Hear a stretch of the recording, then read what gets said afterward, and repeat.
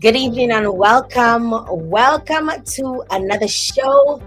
Good evening. Thank you so very much for joining us. And I say special good evening wherever you're locked in from. Oh, I love it. I love to see people coming on so quickly. Thank you very much for jumping on.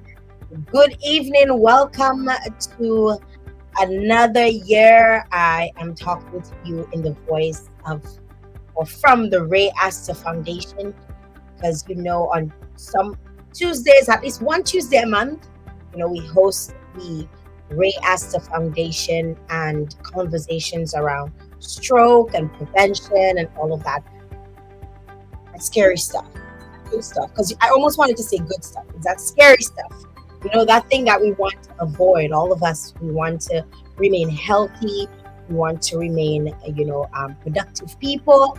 And it's good to have you guys joining me here this evening for another show. I have two of the most esteemed guests joining me here this evening, and I'm so excited. It's a great way to start off the year.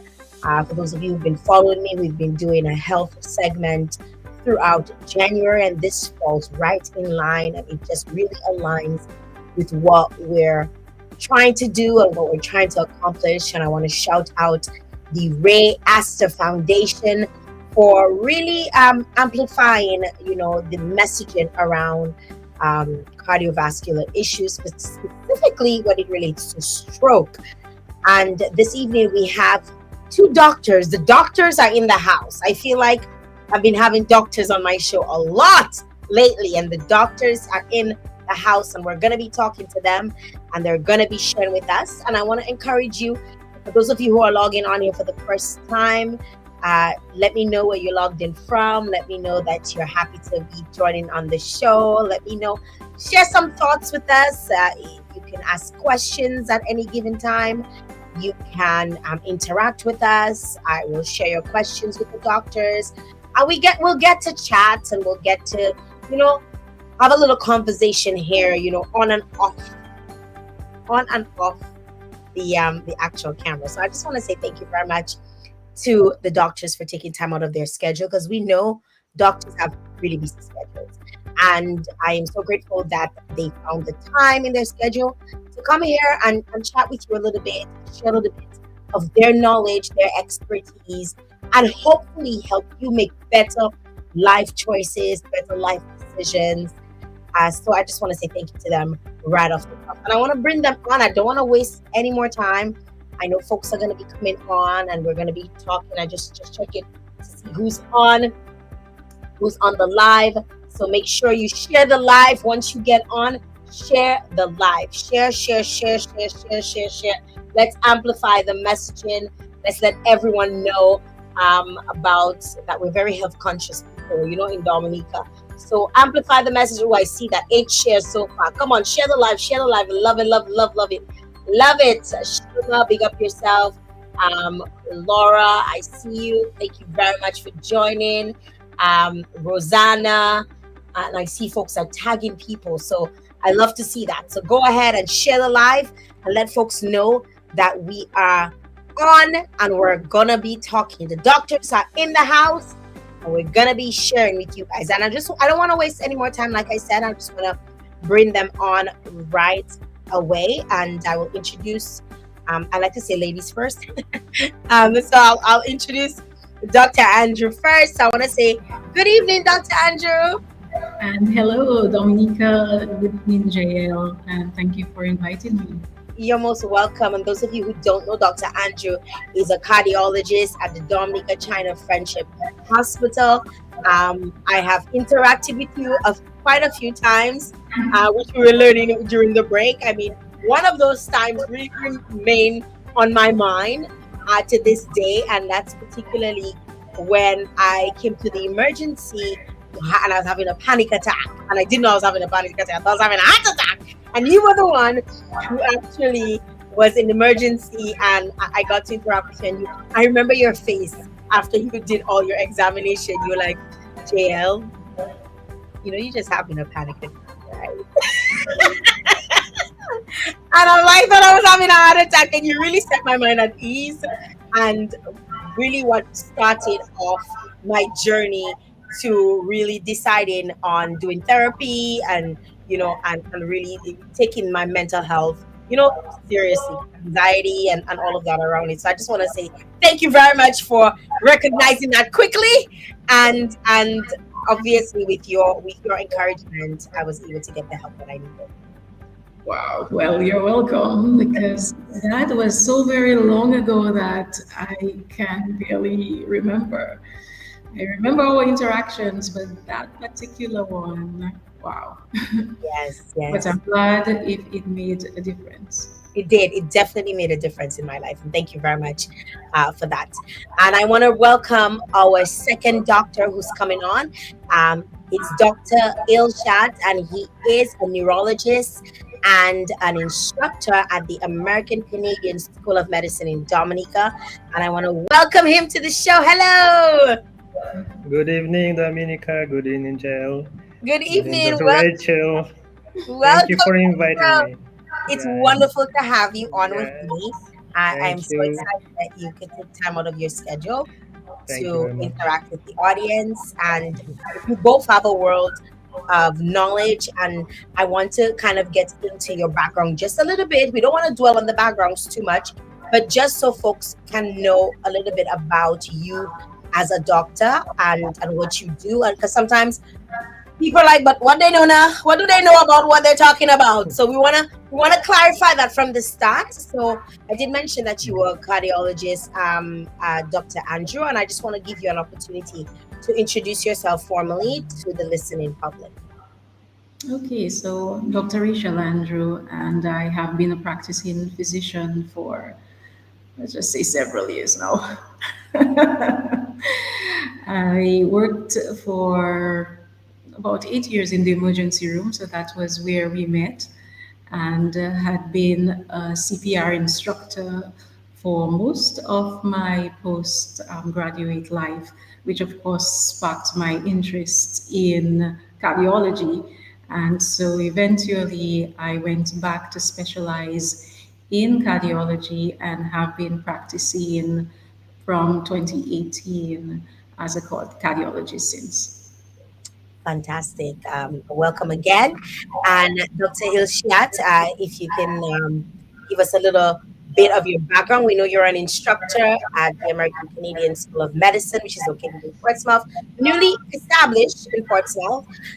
But I can imagine that you come with a wealth of knowledge and expertise, being that you are a neurologist. So if you could give us a brief introduction about you're on mute. You're on mute. Let me just off. Oh, Go ahead. sorry. Yeah, sorry, I wasn't muted. Thank you. Originally, I'm from Russia. That's why I have some specific and strange accent, and it's a little bit difficult, maybe sometimes to understand me. But so I'm trying. I will try to do my best for when we start talking.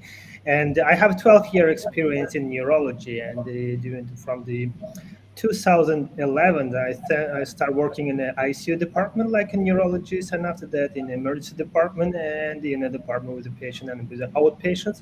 And during this time, I had a lot of patients with a stroke and in the different levels, from the worst situation, worst scenario, from the worst scenario until this and the less problematic patients, and I was working with this type of patients for a long time.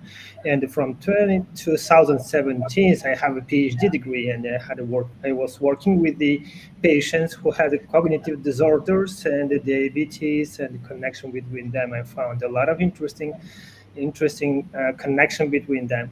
So, and after that, after the 12th year, I decided to switch my work, and now I am working in a medical school and like instructor. And before that, I was instructor in my hometown for the 5 years, like neurology instructor, and I had some experience in this area too.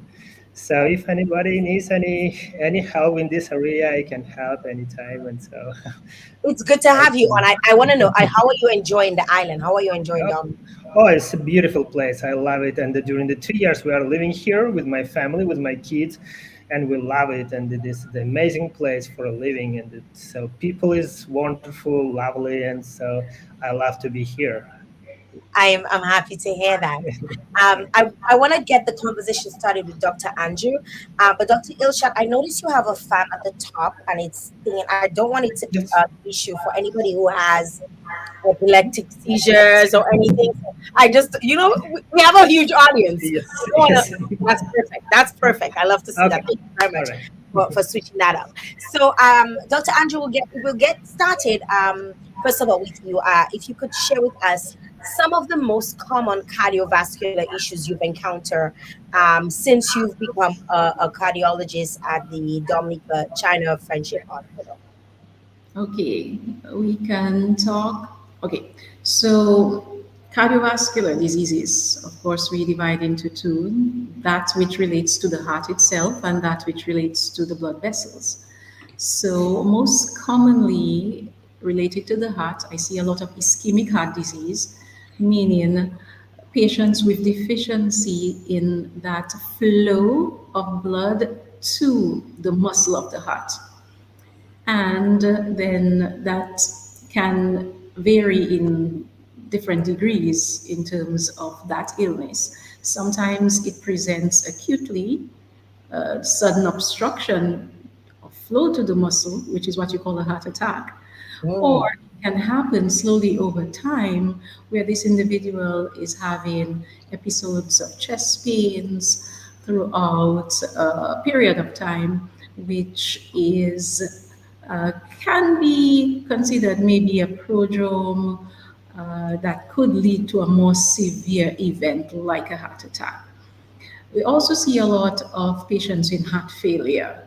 Now, heart failure can be the result of uncontrolled chronic conditions. So it can be secondary to a heart attack, meaning that the heart muscle suffered damage and therefore cells of the heart died, and because it has died, it is no longer functioning like it should.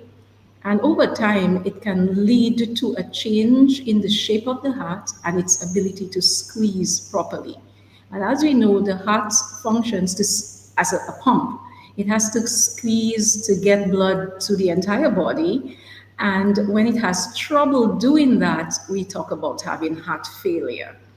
So, heart failure can be relatively common in my everyday practice. So, the ischemic heart disease, heart failure, and would be very common as it relates to the heart. And when we think of the blood vessel, this is where high blood pressure comes into play, or hypertension, which is increased pressure within the pipe system that comes from the heart. And as you know, the heart is responsible for getting blood to all the organs of the body. And that's why when there is a problem in any of the organs, the heart feels it. Because now it has to work over time to increase supply because the demand has just increased. And so, if we increase pressures within that pipe system, we see that is also increasing the workload on the heart because it means it has to pump against a higher pressure and therefore has more work to do. So, that in brief would summarize perhaps the most common. Wow, thank you very much for sharing that with us, giving us a little bit of a breakdown because some people might be like, what is a heart attack and what is heart failure and what's the difference? So thank you very much for expanding on that for us, Dr. Andrew. Dr. Ilshat, I'm curious to know, how do the two connect, or how does the heart connect to the neurology, or the neurosystem? How do these connect? Like, where is the connection? Because somebody might be saying, like, why she have a neurologist on? Like, what is the purpose? How does the heart affect? So if you could share with us. Okay.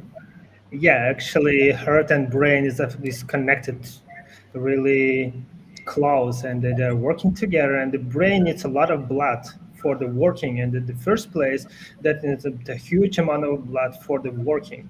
a lot of oxygen, a lot of proteins, and everything, glucose for the acting, for the thinking, moving, and everything. And if you have some problems in the heart and the bumping problem with the heart attack and something, we can have a problem with the brain. And sometimes our patients can feel that if they're feeling some arrhythmia or the problem with the rhythm, or sometimes it's like tachycardia, they will feel some dizziness. It means that our brain feels something, some the deficiency in the related to oxygen deficiency, or can be some the products deficiency.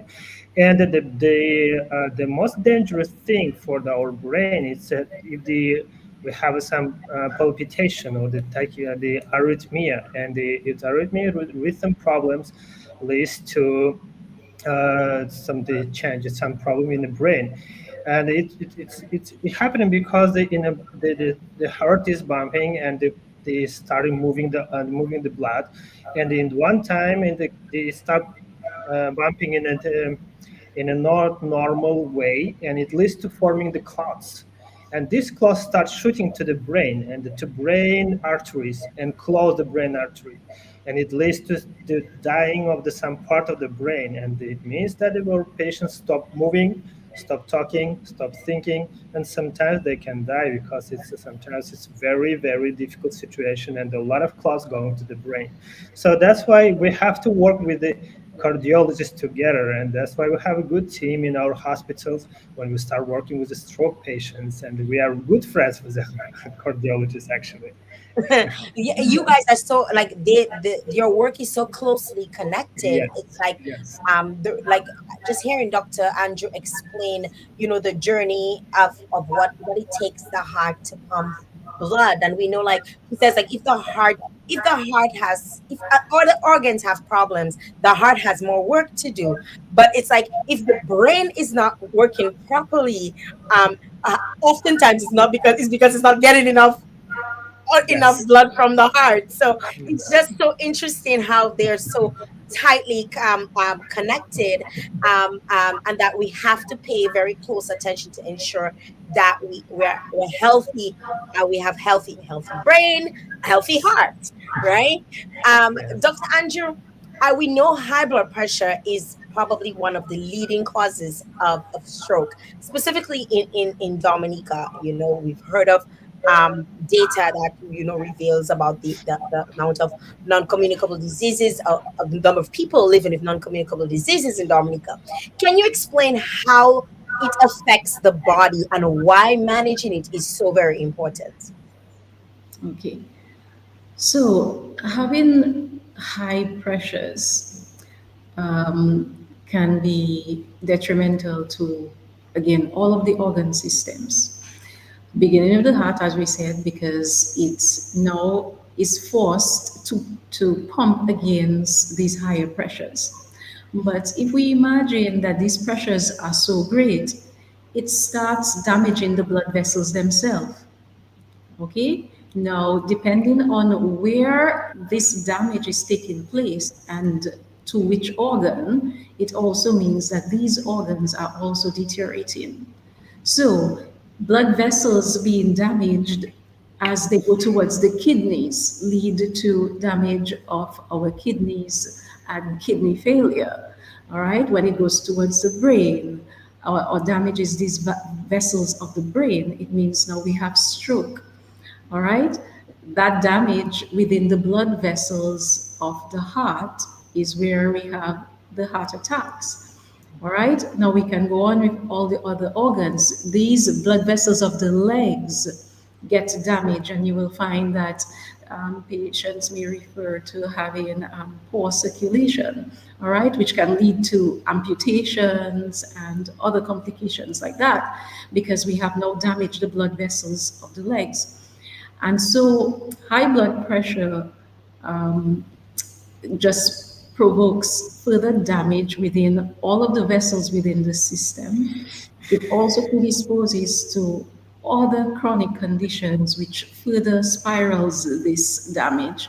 And it's a chain reaction of complication that once it is set in motion can be very difficult to um, reverse, which is why we want to stress on prevention.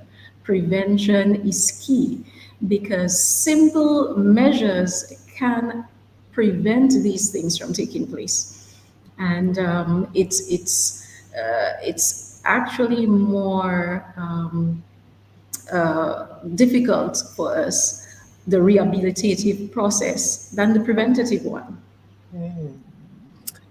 Thank you very much, Dr. Andrew, for sharing that with us. Because I mean, we know that that is oftentimes stroke can eventually people getting stroke can eventually lead to their death if it's a really bad one, right? If they've gotten a really bad stroke. But we hear about rehabilitation, and we'll talk a little bit about that later on in the show. I want to bring in Dr. Ilshak because I know you started talking a little bit about the brain health and all of that, but I kind of want you to take us through how exactly happens in the brain when someone has a stroke. Yeah, actually, it depends. It depends on the type of the stroke. Yeah, we have two type of the stroke. There are two type of the stroke. It's a ischemic stroke and the hemorrhagic stroke. Ischemic stroke when the blood vessel closed by the clot. The hemorrhagic stroke, it can be the conclusion of the result of the high blood pressure when the blood gone out from the artery and damage the brain tissue. And in general, after that, it happened the same situation. They start damaging the brain tissue, and the brain tissue start dying and destroying because the brain tissue needs a lot of oxygen, as I told before. And if your brain has a problem with the oxygen, the brain cells start dying, and they're destroying. And in this place, the patient will have some hole. It's like the hole, and this with the uh, damaged with the damaged tissue. So, Mhm. and it depends on the localization of this damage. It depends where the stroke. If there's in the frontal part, in this on the frontal lobe, the patient will act strange, and this patient can have aggressive reaction to the simple things. It can start talking in a different, strange words and different. It can be hallucinations in different. If it's in a temporal lobe, it's a different well, with different clinical presentation. Sometimes it can be epileptic attack in the patient, and somebody can think that it's just epilepsy and stop diagnostic tests. And so, if it's temporal lobe, it's a different. The patient will have some movement problems, and sometimes it can be just occipital. It's a back side of the brain. It can be the vision problems. The most dangerous part, it's the end of the brain. It's like when the brain connecting with the spinal cord. It's in around the neck in this area, and in this situation, patient can die very fast, and sometimes it takes couple of hours, sometimes couple of days, and patient can die. So for this hemorrhagic stroke, it's a little bit different, but the clinical presentation again depends on the localization of the stroke. The most dangerous one, it can be intracranial when the blood staying inside the brain. And as you know, we don't have a place for the brain for becoming bigger, and it start having edema, and it start affecting by the bones around, and it leads to the problem again in a couple of days. The brain stop moving down, and it can lead to some problems. And the worst scenario, patient will die. So, and the one more, it's a little bit different type of the stroke. It calls subarachnoid stroke. It's between the scalp and the brain tissue, and patient will feel the the most bad and worst headache in the world, and they can explain it like somebody hit them. And in Wow. this situation, you have to be careful with the patient, and immediately you have to go to the emergency room. It's a very important for the stroke. It's very important. Timeline is very important in this situation.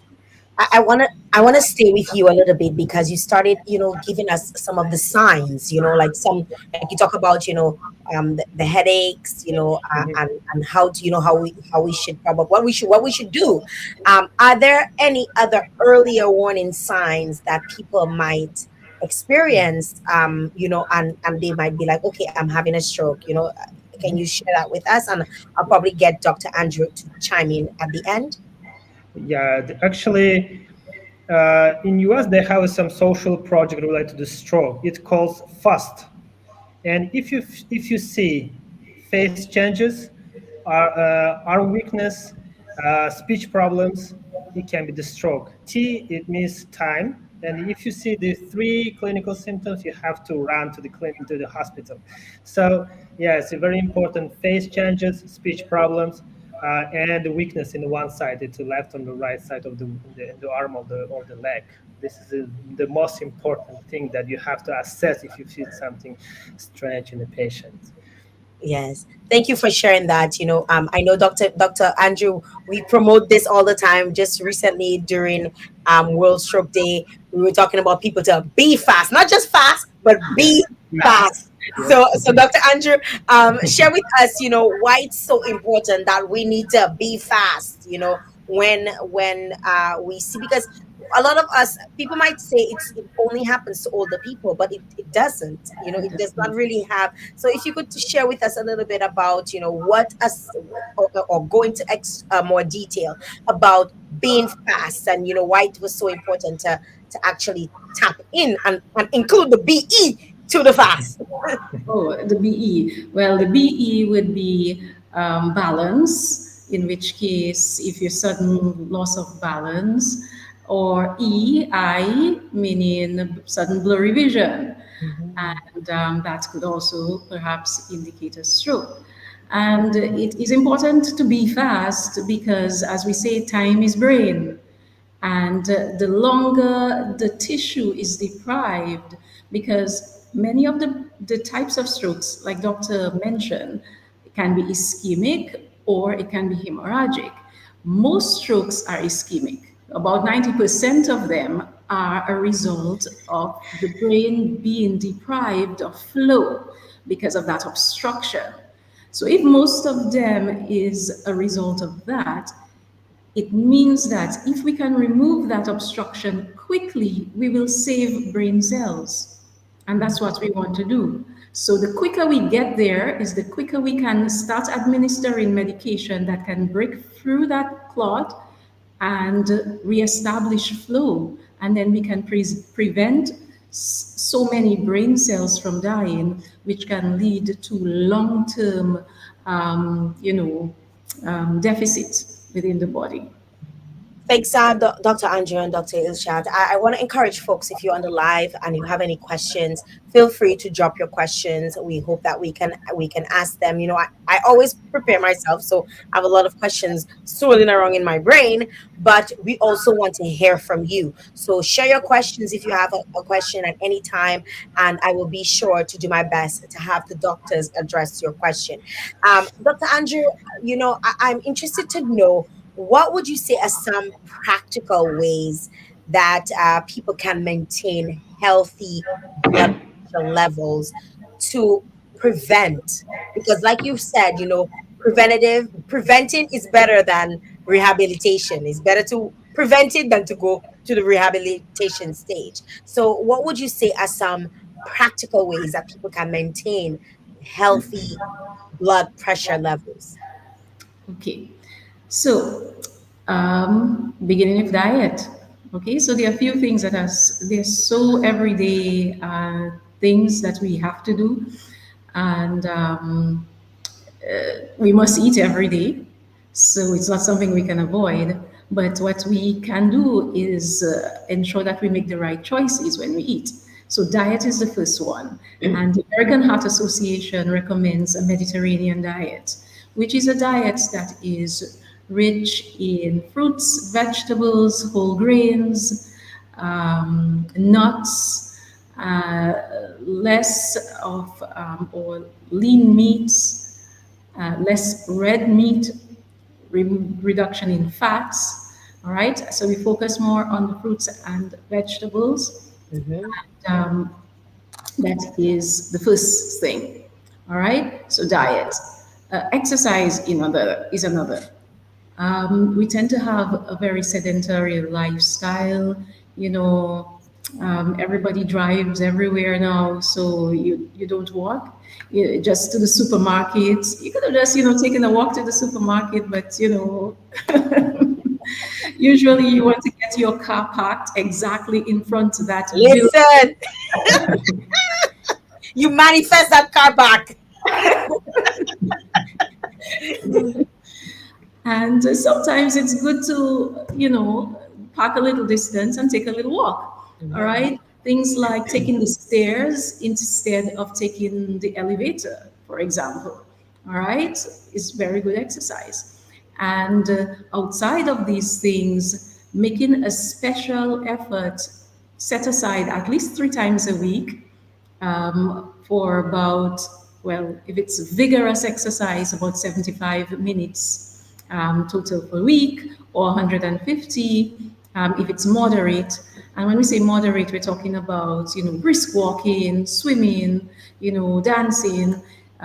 More vigorous would include, jogging. Um, and so, if you're doing a mix of these during the week, we can try to total that of aerobic exercise, and that would be very, very beneficial to help decrease your blood pressure. So you can see a direct relationship between exercise and blood pressure reduction. Okay, so Well, it's a that's good thing I've been working out. I've been working on my fitness for the last couple of months, so I'm feeling mighty good about hearing these. Well, I mean, that includes my diet and everything. So I'm happy to hear you say that. And Dr. Ilchan, I want to bring you in the conversation because stress also has a part to play. Stress and mental health impacts brain function. How exactly does that really impact someone and cause a stroke or have them be at risk for a stroke? Yeah, actually, stress and the high level of the stress can lead to the stroke. And I had experience in this area. I had a patient who suffer from the stroke after the high level of the stress.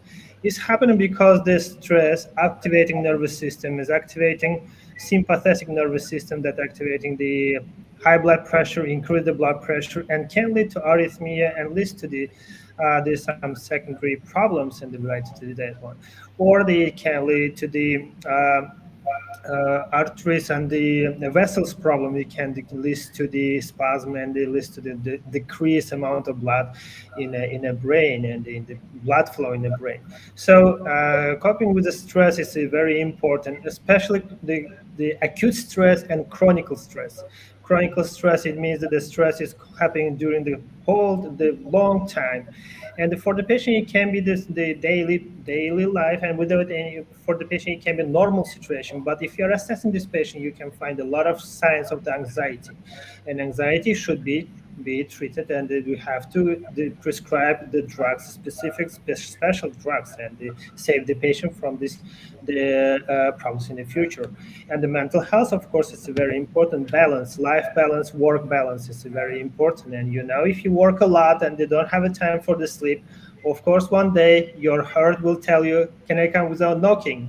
So it's it's a I'm problem. guilty. I'm guilty. Yeah, it's a problem. It's that you don't have to do it, and you have to have some balance in the work and life balance. It's very, very important because it will save your mind from the anxiety, depression, and from your heart from the blood pressure, high blood pressure, and the brain from some problems in the future. So Ireland is the best place for the primary prophylaxis. You can walk a lot. You can go to the sea and sitting and don't have any anxiety. And I was in Russia a couple of weeks ago, and I had a high anxiety. Here now, Really? I'm free. Yes, I'm free, and I don't have anything. I'm sleeping better than in Russia, in my hometown. So this is the best place for the saving you from the stress and from the high blood pressure and the stroke. I love to hear you say that we have conditions that are Yeah. conducive to have a stress-free life in terms Yes. of our environment.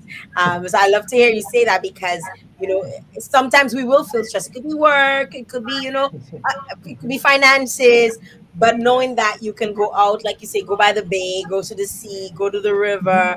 Yes. or go walk in the park, go to the botanical gardens. There's so many things that you could do, Yes. so I like that you've mentioned these things.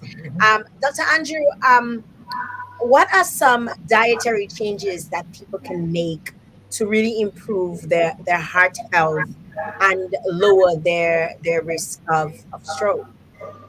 Okay, so we started talking about the Mediterranean diet, Yes. and in addition to that, the food preparation.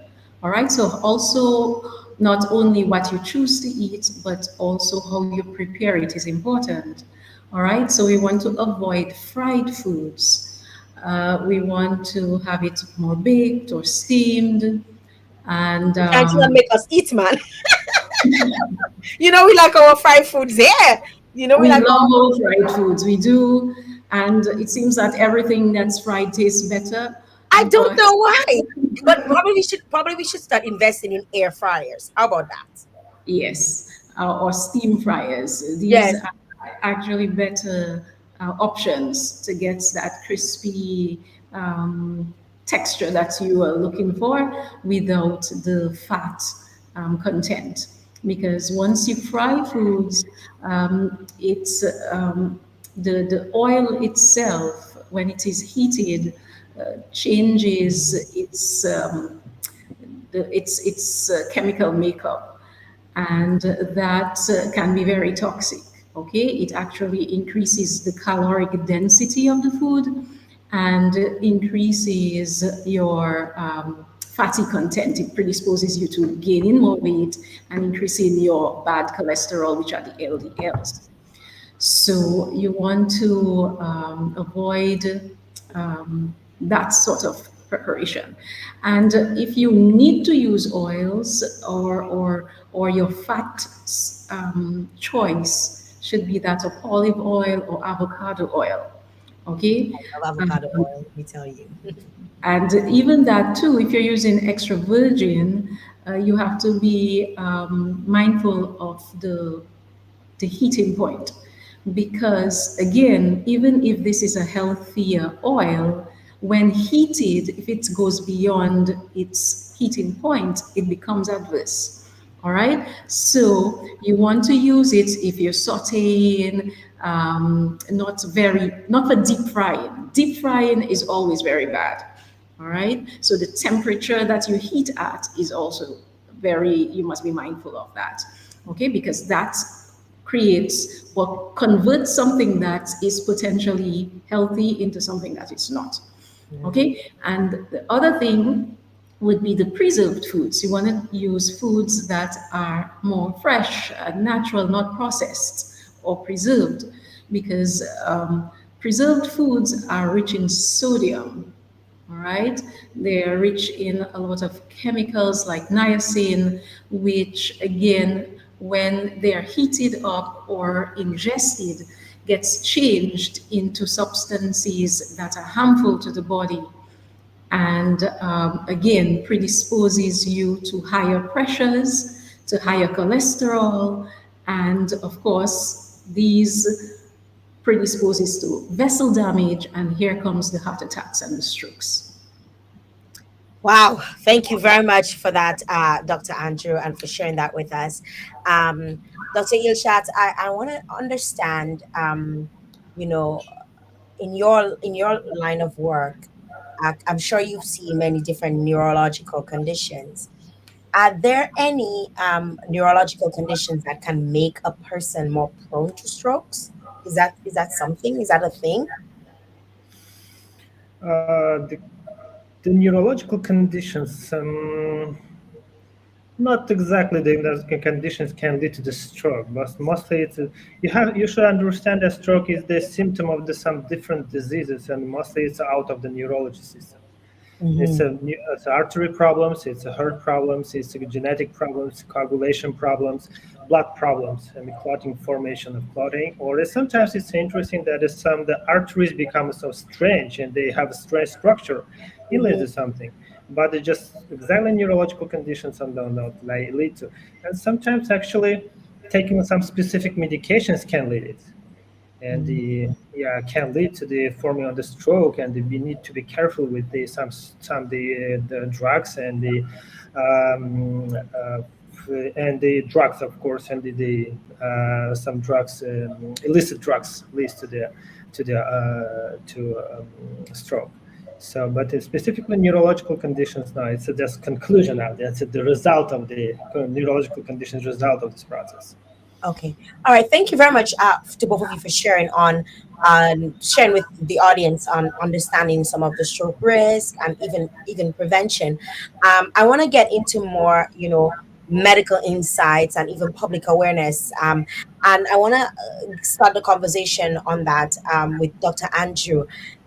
In your experience, what would you say are some of the biggest misconceptions that people have about stroke and heart disease? Hmm.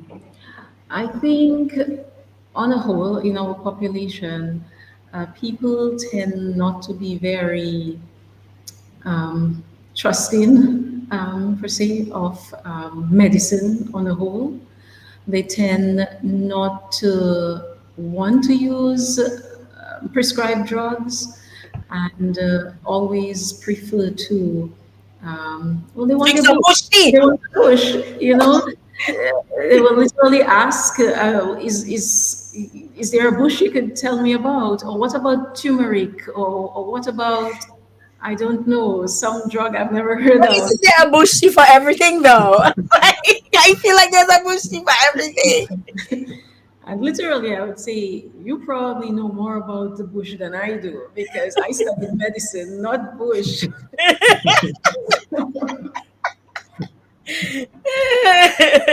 So I think it's a challenge because people just believe that they can take a bush and they will heal their hearts, or take a bush and they will get rid of the stroke.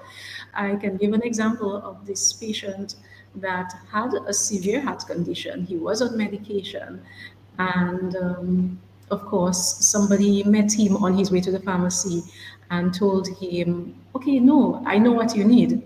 It can literally, in 48 hours, you will have 3 doses of this bush medication, and it will heal your heart, and you will not need to take medication. So you need to discontinue the medication for the next, well, forever, and get started on it." And literally, he was promised a fix in 48 hours. I can't promise him fixing his heart in 48 hours, yet he was able to get that guarantee, and he stopped his medication. And sure enough, he ended up admitted to the hospital because his condition got decompensated completely and was in heart failure. And yeah, that is a problem because many people will believe that what my neighbor told me to take, that herb that I found out about, is going to be more effective for my condition than traditional or prescribed drugs. And I think therein lies a major challenge for us as physicians. A follow-up question for you on some of the challenges that you face in educating the public about cardiovascular health in Dominica. What are those? What are some of the challenges that you face? I mean, you talk about the bush, the bush tea. What are some of the other challenges? Okay, the next one would probably be the male because men tend to be less adherent to medication than women. All right. On the whole, you give a woman her meds, she's more likely to take it. All right. Men, are you listening, men? Ladies, wake up your husbands, make them listen. The men, for one, tend to be more macho, and so they don't think they need a drug. They can handle it. They don't think they're really sick, so they don't need to take a drug. But And Dr. Andrew, without we tripping get you. into the next part, though. If they do acknowledge that they have a problem, then they think that it's going to interfere with their manhood taking a drug. And therefore, they rather die than to interfere with their manhood. And that It's is sad. manhood or death. And that is sad. Yeah. So you will end up finding complications of these chronic conditions because sometimes it appears very early in life, and for several years they do nothing about it. So sometimes again, a major challenge. You saw the individual, you prescribed medication, or you tried insisting on lifestyle modifications, which were not done.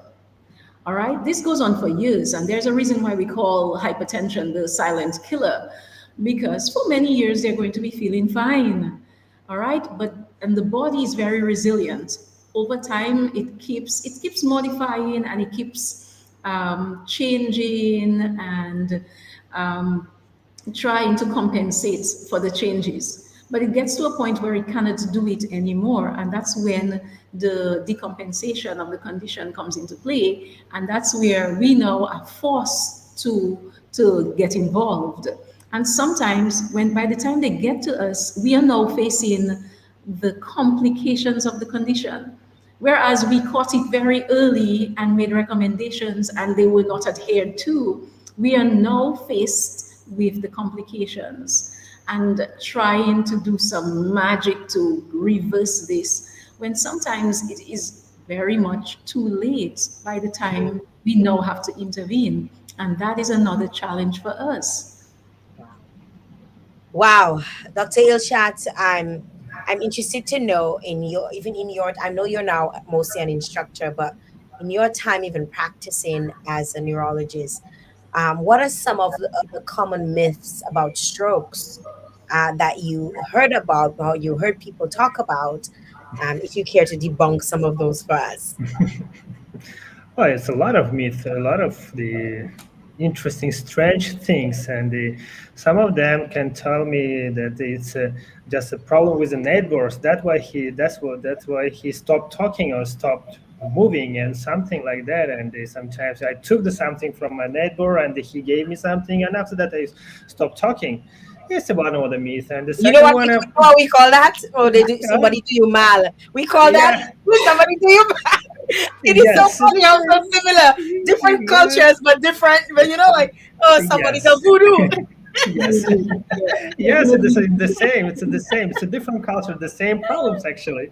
And the problem with some drugs, of course, it's drug problems. And when I prescribed the drugs, they decided they have a toxic effect and they don't save them from the stroke in the future. And sometimes the most interesting thing maybe it's about the drug. I have to give them just one pill, and after that everything should change. But unfortunately, it's not happen, and we have a lot of this type of the problems, and especially men. Again, we came back to the I'm men. glad you mentioned men because you're a man, and I hope that Yeah, you can yes, explain to men yes, because I mean I know of men who say, listen, if my tool ain't working, I'm not gonna because the medication is causing my tool to not yeah, work. I cannot perform like I want to. yeah. I mean, from a man's perspective, you would probably be able to understand. I mean, I don't understand because I'm not a man. You might be able to understand how important it is to have your tool work.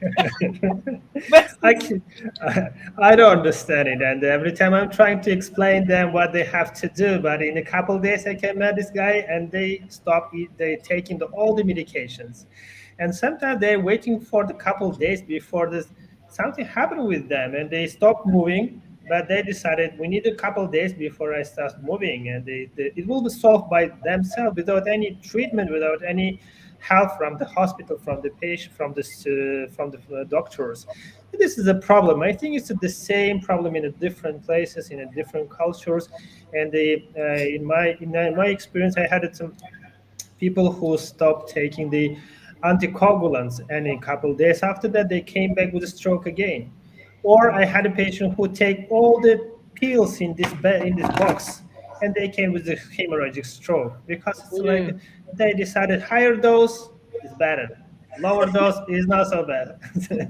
so, so yeah, and again, it's I a mean, man, it's interesting you say that, because I know that's happened in Dominica as well. Because right? people think, and that's why I know of people. I've had friends who've had to get the little pill boxes for their grandparents, and make sure you sort it out, you dispense it properly, so that they're not taking more, and telling them, do not take more than you need to take. Yes, Make sure you take exactly, because it's Yes. not going to stop or prevent it or automatically disappear if you take Yes. more.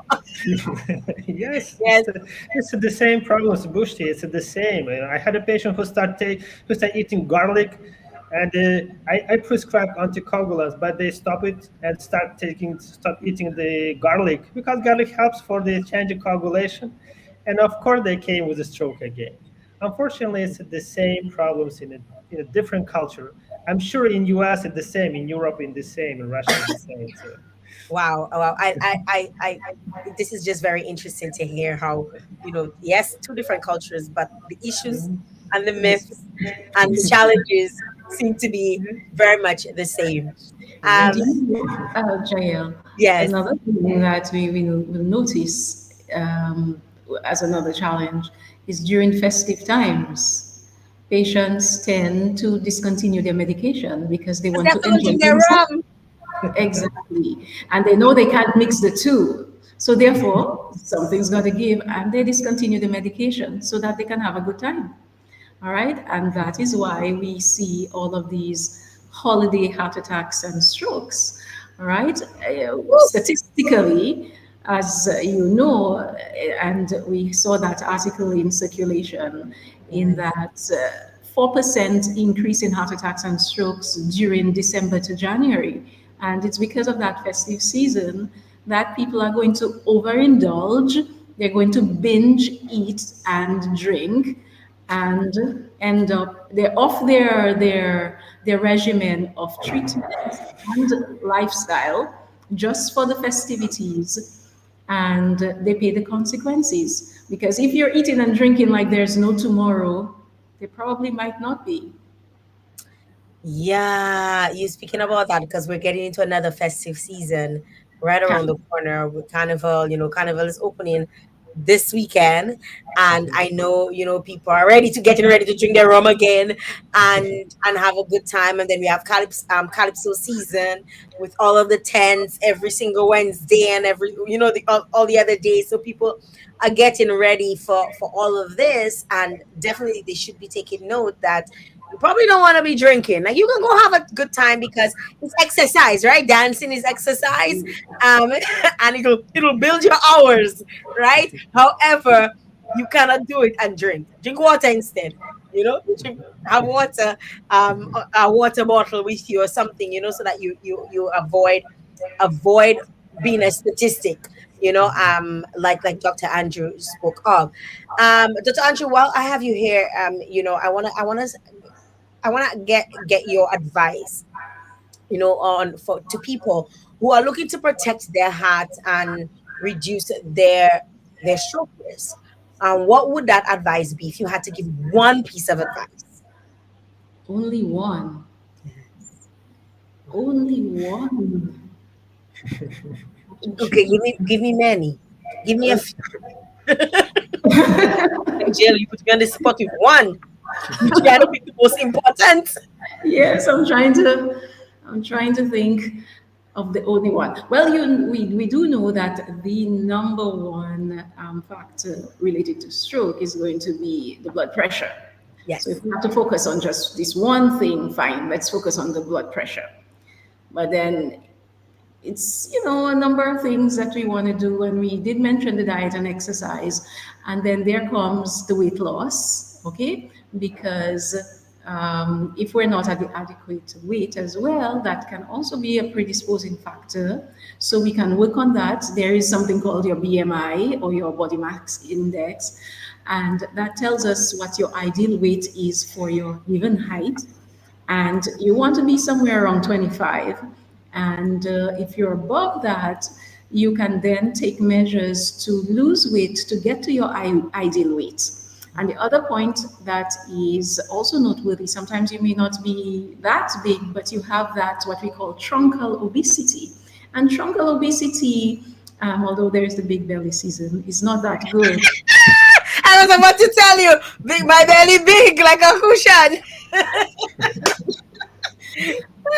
It means you do not want it to be that big. Okay. You you don't want you don't want big belly season, in other words. No big belly season. For women, the abdominal girth should be under 80 centimeters, and for men, 94. So when we start getting out of that range, that comes with a cardiovascular risk Say itself. that again. Repeat that again. The women should be what? Because I'm gonna take my measuring tape and measure as soon as I can. 80 centimeters. You want to go below to 80 centimeters for Okay. females and below 94 centimeters for male. Okay. Okay, because you might be, say, you're within your body mass index, but there is truncal obesity. That is a cardiovascular risk in itself. So we would want to reduce the abdominal girth as well as reducing the overall weight to be within your ideal weight, to decrease the risk. And if we can tie that in with the blood pressure, weight loss also decreases your blood pressure. For Mm. every 1 kilogram of weight that you lose, you are decreasing 1 millimeter of mercury. All right. And we are trying to reduce our overall blood pressure. So, say if we can get to decrease by 5 millimeters of mercury, we would have significantly decreased our stroke risk, all right, and Mhm. overall cardiovascular risk. So there is a relationship between the weight loss and reduction of our blood pressure, and we do know that reduction of our blood pressure is decreasing our stroke risk and overall cardiovascular risk. So both of these would be very important factors to help reduce. Thank you, Dr. Andrew. Dr. Ilshad, I want to understand from your point of view or from your professional and your expertise, what are some crucial steps that people can take today to protect their brain health? Oh, I think it's the same like for cardiovascular diseases. It's again the physical activity is very important. Walking, some gym, not a lot of physical activity, just with some limits, of course, but the wisdomly we have to do it. And of course, it's obesity. Obesity lists a lot of problems: blood pressure and plus diabetes. Diabetes very very dangerous for the brain. It can affect the brain and it leads to this stroke, the artery problems, especially carotid artery problems. And it was closed. It can close. It can be closed, and it leads to the stroke in the future. Mhm. So again, it's the mental activities is very important because if you are reading something, you start studying new skills, taking the new skills. It leads to improve your brain tissue and the brain conditions, and the least and help you to prevent the brain from the damage in the future. Not just Mhm. about it. Sometimes actually sometimes the stroke can be silent, like the blood pressure can be silent, the stroke can be silent. It can be the small strokes. It can affect the different places without any clinical symptoms. But in the future, your patient will have some cognitive problems, problem with their memories. They lost a memory, and that's why if you have a good brain, you can save your brain from this type of the problems and conditions. Food is important, of course, and the Mediterranean diet is important for the brain. It can save from the oxide, the toxins, and that save the brain from the damage again. So it's a lot of these things that can help us to improve the brain condition, the safe brain condition. Wow. Well, I mean, those of you on the live, I'm sure you guys have gotten a lot of information, a lot of education, a lot of, I mean, it's like having your own doctor, your own personal doctor, right, in your phone, giving you all of the advice that you need or all of the steps that you need to take. I want to now take this time and give you guys an opportunity because there may be things that you wanted to talk about that we may have missed, or you think it's important within your individual practices, or even within with your own, I know, Dr. Ilshat, you're now an instructor, and probably before I get to giving you guys both an opportunity to speak on it, I kind of want to get a sense of what are some of the key lessons that you emphasize to your students, even about stroke prevention, and how they should actually relate that back to their patients. Probably actually get that from you, and then we can wrap up with the final thoughts. Oh, it's for the students. I give a lot of information actually. So it's in the different levels, and from the clinical presentation until the biochemistry or the physiological problems. But the first thing, and every time I'm talking them, life and the work balance. It's important. That should just for the patients. It's important for the doctor. If the doctor has a good health, patient will have a good health. As it's the most important thing that they have to know about the stroke, about the diseases, and maybe in a general the different diseases and in different conditions. So this is the important. I'm starting my classes about the stroke from this information. Work and life balance will prevent you from the lot of problems in the future. Thank you very, very much. Dr. Andrew, final thoughts for us here this evening, or anything that we missed on. Okay, all right. I saw you deep in thought. You were like, oh, let's see. What did we? It's like you were scanning through your brain to see what did we not touch on.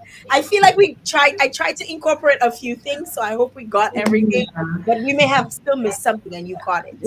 Maybe just a few things. Overall, I would definitely like us to understand that heart disease as well as stroke have the same risk factors and therefore require the same lifestyle modifications. All right. And we are so very closely connected because, yes, a problem with your heart can also give you a stroke. All right. So if you're preventing one, or we can prevent both. We touched on many of the different factors that we would want to avoid or reduce in order to prevent cardiovascular diseases. Mhm. And so we mentioned alcohol a while ago because we don't want to be excessive with alcohol. And hand in hand with alcohol tends to come smoking, all right, which we didn't directly mention smoking and the tobacco use, as well. Some people figure, marijuana is, it's more natural and therefore it is safe, but they come with the same health risks. So smoking damages your blood vessels, and we keep repeating that same thing, the damage to the blood vessels over and over again, because of all of these chronic conditions, they're damaging the blood vessel. And smoking, in addition to damaging your lungs, it's also damaging the blood vessels throughout the body, predisposing you to clotting, predisposing to higher blood pressures, and of course to these complications. Hydration is important. We often take it for granted. And of course, hydration is what keeps our blood flowing. All right. If it's not flowing like it should, then of course it means that it becomes thicker, more viscous, and of course that decreases the level of oxygen that is in circulation, and of course gives the heart more work to do. All right. So we want to be adequately hydrated as well. And something else that we tend to take for granted is sleep. We don't give it enough attention that it deserves. Sleep is a very important factor and it is restorative. There are things or processes that take place during sleep that is supposed to happen. And for those of us who are shift workers who tend to violate the normal pattern of sleep, can feel the effects of it because we interrupt that, what we call our circadian rhythm, that predisposes us to risk factors. So it is recommended that you have at least 7 to 9 hours of sleep nightly. All right, and that is during the night, not during the day, during the night. Okay, because yes, your body is supposed to be on that cycle, and when we deviate from it, it means that our blood pressure feels it. Because naturally, during the day, we have a peak in pressures when we rise, and then when we go to bed and we sleep, it's supposed to drop physiologically and go into that, phase of rest and digest and recuperation and restoration. And we interrupt it when we do not have proper sleep hygiene. And so that is something that we want to encourage as well. So, in addition to all of these things that we spoke about, we want to give adequate attention to sleep. We have a And question. We have a question. Cecilia says, "How does diabetes affect the heart and impact on stroke?" So that's a question. I don't know if you wanna take it, Dr. Andrew. okay, so diabetes is characterized by an excess in the circulating blood sugar, to put it simply. And it means that if we have this excess substance within the circulation that we're having difficulty getting rid of, it has to be deposited somewhere. And some of the places that it gets deposited is within the blood vessels. It gets deposited within cells in the circulation. All right. Over time, that damages the blood vessel, the lining of the blood vessels as well. It predisposes us to atherosclerosis, which is fat deposition within the lining of the blood vessel, Mhm. and of course causes hardening of the blood vessels, which of course predisposes us to increase in our blood pressure. And Mhm. of course we can see where this is going: the hypertension, the heart attacks, the strokes. Yes, Dr. Ilshat, I want to let you have any final thoughts. Thank you very much, Dr. Andrew, for sharing with us and for answering the question. And thanks to the viewer who asked that question. Thank you very much, Cecilia, for that. So, Dr. Ilshat, I'll leave you now for the final words or anything that we may have missed that you want to include. Okay, thank you. And uh, I want to tell you that I want to say that the stroke is unfortunately is a very life-changing situation. Unfortunately, patients become disabled after that, and it means that we need a lot of patience with these patients. It's a little bit jolly. It's need to be patient, and especially relatives, caregivers, and everybody around, and they need to be patient. Mhm. So I would like to tell everybody, please check your health, save your heart, your brain from the damage, and it's not so difficult. You can start from the 20, 25 year old. You can start right now. Never, it doesn't matter how old are you. Start walk, change your life balance, change your diet, and they correct your weight and control your glucose level every half a year. It's not so difficult. It's just one analysis. It's not so expensive, and it's fast. And it takes 2 3 minutes for understanding how high your glucose level, and it will save you from different diseases, from different problems in the future, becoming disabled, become some problem with the walking, brain damage, brain problems.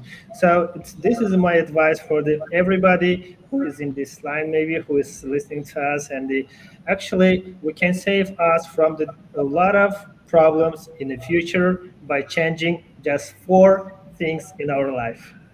Yeah, thank you very much for that, Dr. Ilshat. We have some comments from followers and viewers. Tasha is saying, I think she's shouting you out, Dr. Andrew, my schoolmate, Google School all the way. She's shouting you out. It was really a pleasure having the two of you on here with us here this evening. I think this is the start of the year, thinking and taking into consideration your heart health and how the heart and the brain work so hand in hand. And if you mess one up, you could mess the two of them. And we want to prevent that at the start of 2025. And Dr. Ishad say there's simple things that you could do. Start now. Probably do a glucose test, or like Dr. Andrew stated, probably go start walking. Make sure you're not participating in the big belly season. You're trying to cut down on your gut. I mean, it's a popular song. We can't help but free up on it. But you also have to take into consideration that you may be unhealthy and be prone to getting a stroke or getting ill. And I love one of the things you said, Dr. Andrew, is that it's better to prevent it than to rehabilitate it. So let's not get any strokes. I know the last time I remember hearing some of the statistics stated that every week there's at least 7 people with a stroke in Dominica, which is wild to me because Dominica is so small. Like to hear that every week. So it's like a stroke a day, you know, every day one person has a stroke in Dominica, and that is too many. That is too many because there are 365 days in a year. So if every year there are 365 days, 365 strokes, that is too many unhealthy people. Let us start looking after ourselves. Thank you very much to the both of you. I want to give you guys the final floor to say, I know you will probably want to shout out folks who are on, or you want to say hi, or you want to just say something, that you want to say to your patients, your audience. I want to give you guys the final word. Dr. Ilshat, I'll take you first, and then Dr. Andrew. Okay, and the final phrase, just right now you know that I'm on the island. If you need help in this area, please call me, come to the campus. I will be able to help in my area of expertise. Anytime, please. I'm here on the island, and I will be happy to meet people, the local people in a campus, and I will be happy if I will be able to help to some people around me. So, welcome anytime, please. Thank you very much. You hear that, guys? He welcomes you anytime. Just head down to Portsmouth, the American Canadian School of Medicine, and Saint of Dr. Ilshat said when he was on jail show, come anytime. And ask questions. It doesn't hurt to ask questions. It's better to be informed than not. Dr. Andrew. Okay, yeah, I'd just like to say that Google does not replace your doctor's visit. AI will not replace us. So you do need to go visit your doctor on a regular basis. That is where you're going to ensure that you are in the right place and that you're doing the right thing. Okay, so do your regular checkups, ensure that you are having your parameters in check, and try to achieve the goals, some of the lifestyle modifications that we mentioned. Always go for credible sources. All right. So you're going to look on websites like the American Heart Association, the Stroke Foundation, WHO, PAHO. All right. Look for credible sources. All right. It's not just my neighbor said. And that is going to definitely make a difference. We are not the enemy. We are your friend. And we work tirelessly to ensure that you're better, and we really want you to be better. So forget all the conspiracies and all of that. Do your regular checkups. All right, we're here for you. Thank you very much to the doctors. You both have a wonderful year, a wonderful 2025. And I also want to welcome you anytime to the show. You can anytime. Dr. Andrew, we already got that. She sends me her stuff. We publish it. We make sure that we get the word out there. And Dr. Ilshat, you're now part of the family. So anytime you have any information that you want to disseminate, you want to come back on the show, you realize that there is a concern because things shift, right? As we're hearing of risk of viruses again. We're hearing, people get anxious, and all of a sudden more people start visiting the ER. So we want to. This is an open place, an open space. I know you both have my contacts, so just reach out and we'll be sure to connect you with an audience, and you can have the information disseminated out there. So thank you again for coming on. Thank you very much. Thank you so much for having us. You're welcome. You're most welcome. I want to say thank you very much to every single one of you who joined us here this evening. I want to say in a big way, thank you to the RAYASTA Foundation for having this wonderful program to sensitize the public on simple ways of reducing stroke risk with Dr. Andrew and Dr. Ilshat. It was such an important conversation, and I want to encourage you guys. If you were looking, if you were viewing, make sure you share this information with a loved one. You probably didn't want to share the link, but you want to share it in their chat. Send them, share the link to their chat, share the link to their messages, email it to a friend, let them know. Don't forget to follow the RAYASTA Foundation on Facebook. So they're available on Facebook, sharing a lot of information on stroke health. This month it's about managing the risk, and a lot of the content that will be coming out will be around managing risk. I also want to encourage you, if you need to get your merchandise, you want to get your hats, you want to get your t-shirts, you want to get your gear, be sure to follow on their website at rayastafoundation.org. You can get your merchandise on there, as well as show your support to the foundation, which is raising awareness as it relates to heart health in Dominica. You can also get all other information in terms of what events are up and coming, what to look out for, and when they publish new articles or new information as it relates to heart health. Thanks again to the viewing public, those of you who came on. We were on many different platforms this evening. We were on Black Island Girl platform. We're on 767 Girls Rock platform. We're on Jael Joseph profile page platform. We're on Jael Joseph Live platform. We're on RAYASTA Foundation. We're on many different platforms. So we hope that the information has reached the ears of who it needs to reach. And we want to welcome you again next month. We will be bringing you another program from the RAYASTA Foundation. I want to say thank you again to them for choosing this platform to amplify their message. And I want to invite you to stay tuned. Make sure you follow where you're viewing. Make sure you like. Make sure you subscribe. And I will try my best to continue to give you all of the exciting information and education and entertaining and shows that you will love and you will be informed on in the near future. We got some more shows queued in for the rest of the week, and I want to encourage you guys to stay tuned and stay connected. My name is Jael Joseph, and I'm signing out for this evening. Good night. Before I leave, I want to say thank you very much to my producer, Samaj, who puts everything together. Does such a wonderful job. Thank you very much, Samaj. Have a good night, all.